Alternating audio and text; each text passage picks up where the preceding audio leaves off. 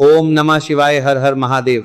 जैसा कि आप सभी लोग जानते हैं कि 15 अप्रैल 2026 यानी बुधवार को पड़ रही है वैशाख महीने की कृष्ण पक्ष प्रदोष व्रत और मासिक शिवरात्रि व्रत। और दोस्तों, यह वह तिथि है जो वैशाख महीने में पड़ने वाली सबसे बड़ी तिथि है, क्योंकि यह वैशाख महीने में पड़ने वाली है और इसका बहुत ही बड़ा और विशेष महत्व होता है। पूज्य गुरु जी ने कहा है कि अगर कभी भी मौका लग जाए और वैशाख महीने की प्रदोष व्रत बुधवार को पड़ जाए तो आप लोगों को सातहरा दुर्वा का उपाय तो अवश्य ही करना चाहिए। प्रदोष व्रत और मासिक शिवरात्रि व्रत, इन दोनों का संयोग बहुत ही कम आता है। इसी के साथ में गुरु जी ने अपनी शिव पुराण कथा में बताया है कि इस दिन आपको 7 दुर्वा का उपाय तो आपको अवश्य ही करना चाहिए, क्योंकि ऐसा दिन पूरे साल में सिर्फ एक ही बार आता है। और दोस्तों, आप सभी लोग जानते हो कि बुधवार का अगर सबसे बड़ा उपाय है तो वो 7 हरा दुर्वा वाला उपाय है। तो दोस्तों, इस बुधवार प्रदोष व्रत के दिन आप लोगों को इस 7 हरा दुर्वा वाला उपाय को जरूर करना है। बहुत सारे लोग होंगे जिन आपको बात करेंगे, लोगों ने इस उपाय को ना किया हो, मतलब पूरा साल निकल गया, उन्होंने किसी भी दिन इस 7 हरा दुर्वा वाला उपाय को ना किया हो। पर दोस्तों, आपके पास एक आखिरी मौका बचा हुआ है जो कि 15 अप्रैल के दिन है। तो इस दिन आप लोगों को इस वाले उपाय को जरूर है कर लेना। भले ही आपने पूरे महीने भर इस उपाय को ना किया हो, पर अगर आपने इस वैशाख महीने के बुधवार प्रदोष व्रत के दिन अगर इस वाले उपाय को कर लिया तो आपको इस उपाय को करने का वह फल मिलेगा जिसकी आपने कभी कल्पना भी नहीं करी होगी। इसीलिए आप लोग इस वाले उपाय को एक बार जरूर कर लेना है, ताकि आप लोगों के हाथ से यह मौका ना जा सके और आपको इस उपाय को करने का फल मिल सके। दोस्तों, यह उपाय पंडित जी ने अपनी अभी ही शिव महापुराण की कथा में बताया है, जिस उपाय को आज हम आपको बहुत अच्छे से समझाने वाले हैं।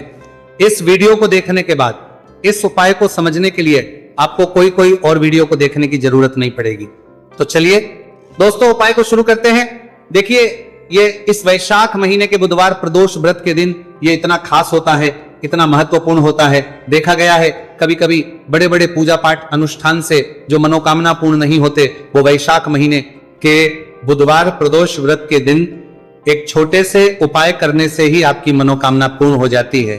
और बहुत सारे लोगों ने इस उपाय को किया भी है और उनको इस उपाय को करने का फल भी जरूर मिला है। अगर आप लोग भी इस उपाय को करना चाहते हैं तो आप इस उपाय को पहले अच्छे से समझ लेना, सुन लेना, उसके बाद करना। आपको इस उपाय का फल जरूर ही, और इस उपाय को कर लेने से आपके घर में चाहे किसी भी प्रकार की दुख और समस्या क्यों ना चल रही हो, आपको उसका कारण भी नहीं पता है कि भाई ये समस्या किस कारण से चल रही है, उसका कुछ भी कारण हो सकता है। जैसे इसे पितृदोष हो सकता है या किसी भी तरह का मंगल दोष भी हो सकता है। तो इस दिन आप लोगों को यह वाला उपाय कर लेना है।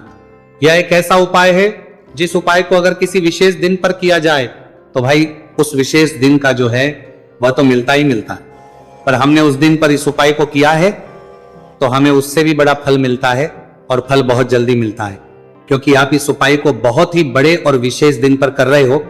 तो चलिए अब उपाय के बारे में बात करते हैं, लेकिन उससे पहले आप लोगों को यह जानना आवश्यक है कि आखिर यह उपाय किस समय करना है, किसको करना है और कैसे करना है।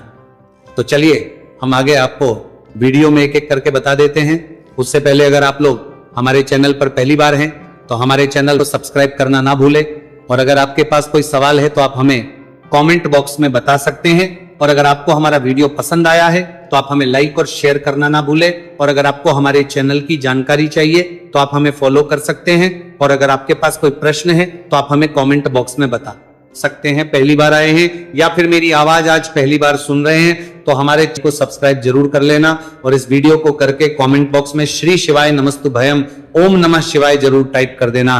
तो दोस्त, दुर्वा वाला उपाय को हमें इस बुधवार प्रदोष व्रत के दिन कैसे करना है, किसको करना है, किस समय करना है और कहां पर करना है, ये सारे सवालों के जवाब आपको इस वीडियो में मिल जाएंगे। और जो ये वीडियो देखेगा भाई उसको 7 हरा दुर्वा वाला उपाय जरूर करना चाहिए, क्योंकि इस दिन 7 दुर्वा का भी बहुत ही बड़ा और विशेष महत्व होता है। और जब बात आ जाए हरा दुर्वा की तो यह सोने पर सुहागा वाली बात हो जाती है, और यह एक बहुत ही बड़ा उपाय हो जाता है इस बुधवार प्रदोष व्रत का। तो अब दोस्तों, इस 7 हरा दुर्वा वाला उपाय को आखिर करना किसको है, सबसे पहले हम लोग वो बात जान लेते हैं। तो देखो, घर की जो बड़ी माताएं बहनें होती हैं, उन माताओं बहनों में से कोई भी एक बड़ी माता बहन इस वाले उपाय को कर सकती है। और दोस्तों, अगर आप चाहें तो अपने घर में से सभी सदस्यों भी इस उपाय को करवा सकते हैं। अगर किसी व्यक्ति की खुद की कोई मनोकामना है, खुद की कोई दुख और परेशानी है जो कि वो अपने लिए ही करना चाहता है, इस वाले उपाय को तो वो खुद अपने लिए भी कर सकता है। बाकी अगर कोई घर में से ऐसा है जो कि अपने पूरे घर परिवार की सुख और शांति के लिए यह वाला उपाय करना चाहता है, तो भाई वो भी करना चाहता है, सकता है, उसमें भी कोई दिक्कत वाली बात नहीं है। कहने का मतलब यह है कि इस उपाय को हर सदस्य भी कर सकता है और पूरे घर परिवार के सदस्य के लिए घर की बड़ी माताओं बहनों में से कोई एक माता बहन भी कर सकती है। माताएं बहनें अगर घर में उपस्थित ना हो या वह यह वाला उपाय ना कर पा रही हो, तो फिर घर का कोई बड़ा सदस्य भी इस 7 हरा दूर्वा वाला उपाय को कर सकता है, चाहे फिर वह पुरुष ही क्यों ना हो, उसमें कोई भी दिक्कत वाली बात नहीं है। अब दोस्तों, जो अगला प्रश्न निकल कर आता है वो ये आता है इसको लेकर कि आखिर इस उपाय को हमें किस समय करना है, सुबह के समय करना है कि शाम के समय करना है। तो देखो, इस वाले उपाय को आप लोग सुबह के समय भी कर सकते हो और शाम के समय प्रदोष काल में भी कर सकते हो। अब अगर आप पूछो कि भाई सबसे उत्तम समय कौन सा रहेगा इस 7 हरा दूर्वा वाला उपाय को करने का, तो हम आपसे बस यही कहेंगे कि इस उपाय को आप सुबह के समय करेंगे तो ज्यादा बेहतर होगा। बाकी अगर प्रदोष काल के समय भी करेंगे तो भी अच्छा होगा, उसमें कोई भी दिक्कत वाली बात नहीं है। तो अब दोस्तों, जो अगली सबसे बड़ी और महत्वपूर्ण बात आती है वो ये आती है कि सुबह अगर हम उपाय को करेंगे तो हमें कितने बजे से लेकर कितने बजे तक के बीच में करना है, और शाम के समय प्रदोष काल में करेंगे तो हमें कितने बजे से लेकर कितने बजे के बीच में करना है। तो देखो, सुबह जितनी जल्दी हो सके आप उपाय को करने की कोशिश करना। बाकी अगर कारणवश लेट भी हो जाओ, थोड़ी देर भी हो जाए, तो 10 या 11 बजे तक भी आप उपाय कर लेना, पर 12 बजे से ज्यादा देरी ना हो, ठीक है, इस बात का ध्यान रखना। उसके बाद में दोस्तों, अगर शाम के समय प्रदोष काल की बात करें, प्रदोष काल का जो समय है होता है वो शाम के 6 बजे से शुरू हो जाता है। मतलब शाम के 6 बजे से लेकर शाम के 6 बजे से रात के 8 बजे के बीच का जो समय होता है, यह समय प्रदोष काल का समय होता है। तो इस उपाय को 7 या 8 बजे के बीच में भी कर सकते हो। मैं आप कभी भी इस वाले उपाय को कर सकते हो, उसमें कोई भी दिक्कत वाली बात नहीं है। तो वैशाख का महीना ही है जो आपको धन, दौलत, पुण्य दोनों ही देने वाला है। वैशाख के महीने में तुलसी का पूजन करके, श्री हरि विष्णु से जुड़े हुए कुछ उपाय करके आप अपने जीवन की निर्धनता, धन से जुड़ी समस्याएं, कर्जे से जुड़ी समस्याओं को हमेशा के लिए दूर कर सकते हैं। भगवान विष्णु को तुलसी अति प्रिय है, इसीलिए उनकी पूजा में भी विशेष रूप से हम तुलसी का उपयोग करते हैं। और बिना तुलसी दल के, बिना तुलसी मैया के श्री हरि विष्णु की पूजा और उनका भोग दोनों ही अधूरे होते हैं। इसीलिए वैशाख के महीने में ऐसा उपाय आपको बताने वाले हैं जिसे करने से श्री हरि विष्णु की असीम कृपा आपको मिलेगी और मां तुलसी से ऐसा आशीर्वाद मिलेगा। जीवन का हर दुख, हर कष्ट, गरीबी, निर्धनता, कर्जे से जुड़ी समस्याएं, सब कुछ ही आपके जीवन से दूर हो जाएगा और सुख, समृद्धि, धन, वैभव, ऐश्वर्य सब कुछ आपको अपने जीवन में आसानी से मिलने लगेगा। तो चलिए बात कर लेते हैं कि कौन सा उपाय है, तुलसी के पौधे में कौन सी चीज आपको रखनी है और इस उपाय को किस समय करना है। देखिए, सबसे पहले तो आपको बता दें कि अगर आपके घर में तुलसी का पौधा नहीं है तो वैशाख के महीने में एक तुलसी का पौधा अपने घर में लाकर जरूर लगाए, क्योंकि वैशाख के महीने में जो लोग अपने घर में तुलसी जी का पौधा लाकर लगाते हैं, मां तुलसी का पूजन करते हैं। कभी भी मां तुलसी उनके घर में निर्धनता नहीं रुकने देती है, हमेशा उनके घर में धन की वृद्धि होती है, धन की वर्षा होती है। तो जरूर से तुलसी का पौधा आप वैशाख के महीने में अपने घर जरूर लेकर आए और अच्छे से आपको मां तुलसी का पूजन करना है, मां तुलसी के पौधे की देखभाल करनी है। और वो कौन चीज है जो आपको तुलसी के पौधे में वैशाख के महीने 15 अप्रैल बुधवार प्रदोष व्रत में रखना है, और कैसे ये चीज रखते ही रातों रात आपके जीवन में चमत्कार होगा और आपके भाग्य का भी आपको साथ मिलेगा। तो देखिए, इस वीडियो में जितने भी उपाय हम आपको बताएंगे सभी उपाय सरल है। देखो, गुरुजी ने कहा है कि बुधवार के दिन आपको 7 हरा दूर्वा वाला उपाय तो अवश्य ही करना चाहिए। वीडियो के अंतिम में आपको उपाय बताया है, आपको करना है। देखो, आगे बढ़ने से पहले वीडियो को एक लाइक जरूर करें। देखो, सबसे पहला उपाय, यदि आपके जीवन में कर्जा बहुत अधिक है, आपके जीवन में संकट बहुत अधिक रहते हैं, आपके ऊपर बहुत अधिक विपदा आ रही है, बार बार आपको अपने व्यापार में और अपने धन में हानि देखने को मिल रही है, यानी कि आपको प्रत्येक कार्य में हानि हो रही है, तो आपको ये उपाय करना चाहिए। इस उपाय को करने के लिए आपको दो चीजों की आवश्यकता होगी। सबसे पहले है, आप जानते हो, जो कि भगवान गणेश जी को समर्पित होती है, तो आपको वह हरा दूर्वा की आवश्यकता होगी। साथ ही में एक लोटा जल की आवश्यकता होगी। और आप जब भी उपाय को करें, जिस दिन भी आपको करें, तो आपको प्रातः कल सुबह ही सुबह वो करना है। इस बात का विशेष रूप से आपको ध्यान रखना है, ठीक है। तो आपको एक हरा दूर्वा लेनी है। अगर आधा हरा दूर्वा भी मिल जाती है तो भी कोई दिक्कत नहीं है, बस आपको हरा दूर्वा है।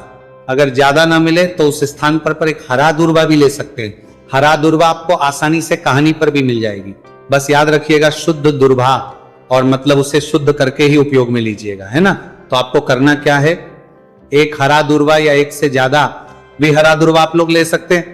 तो एक हरा दूर्वा अपनी ले लीजिए, एक हरा दूर्वा के साथ में आप एक लोटा जल ले लीजिए, और इन दोनों ही चीजों को लेकर शिवाजी के मंदिर पहुंच जाइए। जी के मंदिर पहुंचकर सबसे पहले आप शिवाजी के पास में बैठ जाइए। शिवाजी के पास में बैठने के बाद जो शिवाजी की शिवलिंग होगी, शिवलिंग के ऊपर सबसे पहले आपको यह दूर्वा को समर्पित करना है। दूर्वा को कुछ इस प्रकार से समर्पित करना है कि जो दूर्वा की डांडी का मुख होगा वह जलधारी की तरफ हो, जहां से जल नीचे करता है ना। और जो हरा दूर्वा का मिला हुआ भाग होगा वो अपने आप शिवाजी के पीछे की तरफ हो जाएगा, ठीक है। तो इस प्रकार से ये हरा दूर्वा का, ये दूर्वा आपको भगवान शिवाजी का शिवलिंग के ऊपर समर्पित करनी है। और जो एक लोटा जल आप अपने साथ लेकर आए हैं, इसी दूर के ऊपर भगवान शिव जी के शिवलिंग के ऊपर एक धारा से आपको समर्पित कर देना है, ठीक है। अब यहां पर देखने बात यह है कि यह उपाय इस व्यक्ति को करना है जिस व्यक्ति की नौकरी नहीं लग रही हो, जो व्यक्ति परीक्षा में पास होना चाहता हो, तो इस व्यक्ति को अपने हाथों से इस उपाय करना है, तभी उपाय कम करेगा, ठीक है। उपाय को करने के बाद आपको 3 महीने उपाय आपको कब तक करना है, जब तक कि आपकी नौकरी ना जाए। जब तक आप इस उपाय को नियम के साथ करो, आपकी नौकरी जरूर लगेगी। अब बात करते हैं दूसरे उपाय के बारे में। तो देखिए, दूसरे उपाय जो है, देखिए, लेकिन किसी कारणवश यदि आपको समय नहीं मिल पाता है तो फिर आप इस उपाय को सुबह से लेकर के शाम तक किसी भी समय में कर सकते हैं। तो देखिए दोस्त, सबसे पहले तो आपके पास जितने भी हरे मूंगे, चाहे आपके पास 5 हरे मूंगे, 5, 7, 21 जितने भी हरे मूंगे हैं, उन्हें आपको अपने सीधे हाथ की हथेली में रखने हैं और आपको अपनी मुट्ठी के अंदर इन हरे मूंग को बंद कर लेना है। अब देखिए, आपको ये जो हरे मूंग की मुट्ठी है, इसे सबसे पहले तो भगवान शिव के शिवलिंग से स्पर्श करवानी है। देखिए दोस्तों, आप सभी को पता है कि जब हम शिवलिंग पर कोई भी सामग्री अर्पित करते हैं, उससे पहले हम अपनी मुट्ठी के माध्यम से उस सामग्री को शिवलिंग पर स्पर्श करवाते हैं। तो सबसे पहले तो आपकी मुट्ठी में जो हरे मूंग है, उस हरे मूंग की मुट्ठी को आपको शिवलिंग पर स्पर्श करवानी है। और आपको इस हरे मूंग की मुट्ठी को वर्ष करवाते समय लगातार शिव महापुराण के मूल मंत्र श्री शिवाय नमस्तु भयम या फिर ओम नमः शिवाय, इस मंत्र का जाप करते रहना है। इसके बाद आपकी जो भी कामना है, जिस भी प्रकार के कार्य में आपको रुकावटें देखने को मिल रही हैं, आपके जीवन में जो भी बीमारी है, जो भी आपके जीवन में रोग चल रहे हैं, या फिर आप अपने जिस भी प्रकार के कार्य में सफलता की प्राप्ति करना चाहते हैं, यानी कि यदि आपकी किसी भी प्रकार की मनोकामना है तो उसे आपको महादेव के समक्ष रख देनी है। देखिए, आपको अपनी मुट्ठी को शिवलिंग से स्पर्श रख के ही आपकी जो मनोकामना है उसे महादेव के समक्ष रखना है। तो देखिए, आपको श्री शिवाय नमस्तु भयम इस मंत्र का जाप करते हुए अपनी मनोकामना को बोल देना है। इसके बाद आपको अपनी जो मुट्ठी है इससे शिवलिंग से हटा लेनी है। इसके बाद आपको ये जो हरे मूंग की मुट्ठी है, इससे नंदी महाराज का जो पैर उठा होता है, वहां पर आपको हरे मूंग की मुट्ठी को स्पर्श करवाना है। स्पर्श करवाते समय आपको वहां पर भी श्री शिवाय नमस्तु भयम मंत्र का जाप करना है। और जो आपने शिवलिंग के सामने मनोकामना बोली थी, उसी मनोकामना को आपको नंदी महाराज के सामने भी बोलना है। अब आपको महाराज के वहां से भी अपनी यह मुट्ठी हटा लेनी है। अब इस मुट्ठी को सीधे आपको लेकर के पहुंच जाना है आपके आसपास या फिर शिव मंदिर के आसपास जो भी बेलपत्र का वृक्ष है, वहां पर देखिए बहुत ही अचक उपाय है। और ये जो उपाय है आपको सिर्फ एक बार ही करना है। विशेष बुधवार के दिन, जब भी कोई भी विशेष तिथियां पड़ती हैं, तो उस पर ही यह उपाय किया जाता है। इसीलिए यह उपाय आपको बहुत ही ध्यान से समझना है। तो देखिए, आपको बेलपत्र के वृक्ष के वहां पर पहुंचने के बाद आपकी जो हरी मूंग की मुट्ठी है, इससे आपको बेलपत्र के वृक्ष से स्पर्श करवा देनी है और आपकी वही मनोकामना जो आपने शिवलिंग के वहां पर बोली थी, नंदी महाराज के सामने बोली थी, उसी मनोकामना को आपको बेलपत्र के वृक्ष के वहां जब हरे मूंग की मुट्ठी को स्पर्श करवाएंगे वहां पर भी आपको बोलनी है श्री शिवाय नमस्तु भयम। इस मंत्र का स्मरण करते हुए महादेव से आपकी जो भी मनोकामना है उसे परिपूर्ण करने की आपको प्रार्थना करनी है। अब देखिए दोस्तों, फिर आपको अपने घर आ जाना है। पूज्य गुरुदेव ने बताया है कि बुधवार की प्रदोष व्रत के दिन जो भी व्यक्ति इस उपाय को करता है तो उसके जीवन की ऐसी कोई मनोकामना नहीं, कोई कार्य नहीं जिससे सफल नहीं किया जा सकता है। अगर आप अपने विवाह के लिए उपाय कर रहे हैं, नौकरी के लिए कर रहे हैं या फिर अपने व्यापार के लिए ये उपाय कर रहे हैं और यदि आपने दिल से प्रार्थना की है तो महादेव भी आपकी पूरी प्रार्थना जो है उसे दिल से ही स्वीकार करते हैं। इसीलिए आपको इस बुधवार की प्रदोष व्रत पर यह दिव्य उपाय अवश्य ही करना चाहिए। अब दोस्तों हम जान लेते हैं पूज्य गुरुदेव द्वारा बताए गए दूसरे खास उपाय के बारे में। देखिए दोस्तों, पूज्य गुरुदेव ने बताया है कि यह उपाय भी आपकी किसी भी प्रकार की मनोकामना को परिपूर्ण करने के लिए, देखिए इस उपाय को करने के लिए मात्र आपको एक दीपक की आवश्यकता होगी। दीपक जो है आप अपने घर पर शुद्ध आटा मनकर उसका ही तैयार करेंगे। अब देखिए, इस दीपक में आपको लंबी रुई की बाती का प्रयोग करना है, साथ ही साथ इस दीपक में आपको शुद्ध घी का प्रयोग करना होगा। अब देखिए, इस प्रकार से दीपक तैयार करने के बाद इसी के साथ में आपको एक हरा साबुत मूंग का दाना ले लेना है। अब देखिए, ये जो दोनों ही सामग्रियां इन्हें लेकर के आपको सीधे पहुंच जाना है भगवान शिव के मंदिर में। देखिए, ये जो उपाय है विशेषकर आपको शाम को प्रदोष काल के समय में ही करना होगा। देखिए, आपके पास जो ये लंबी बाती वाला दीपक है, इससे आपको शिवलिंग के सीधे तरफ जहां श्री गणेश जी का स्थान होता है उनके पास में आपको ये जो लंबी बात वाला दीपक है, सबसे पहले तो इसे आपको रखना है। देखिए, शिवलिंग पर गणेश जी का स्थान होता है, उससे थोड़ा सा दूर आपको यह दीपक रखना है और इससे आपको प्रज्वलित करना है। इसके बाद आपके पास जो एक हरा मूंग है, इसे आपको उससे जलते हुए दीपक के अंदर ही डाल देना है। अब देखिए, जिस तरफ आपने दीपक जलाया है, जिस तरफ आपने दीपक प्रज्वलित किया है, यानी कि गणेश जी के इस तरफ आपने पास में जो दीपक प्रज्वलित किया है उसी तरफ आपको बैठना है और दीपक को प्रज्वलित करते समय को कम से कम 11 बार श्री शिवाय नमस्तु भयम इस मंत्र का जाप भी करना है। पूज्य गुरुजी ने बताया है कि दीपक को प्रज्वलित करने के बाद और श्री शिवाय नमस्तु भयम इस मंत्र का जाप करने के बाद आप जिस भी मनोकामना की पूर्ति के लिए उपाय कर रहे हैं, उस मनोकामना की पूर्ति के लिए आपको महादेव से प्रार्थना कर लेनी है। देखिए, हरे मूंग का यह उपाय भगवान गणेश को प्रसन्न करने के लिए, साथ ही साथ महादेव को भी करने के लिए पूज्य गुरुदेव ने बताया है कि हरे मूंग से किया गया यह उपाय आपकी किसी भी प्रकार की मनोकामना को बहुत ही शीघ्रता से परिपूर्ण करता है और यह उपाय आपको केवल बुधवार प्रदोष व्रत पर ही करना है। तो दोस्तों, यह थे पूज्य गुरुजी द्वारा बताए गए कुछ बहुत ही खास उपाय। अगर आपको जानकारी अच्छी लगी हो तो वीडियो लाइक करिएगा। मिलते हैं फिर एक नए वीडियो के साथ। श्री शिवाय नमस्तु भयम।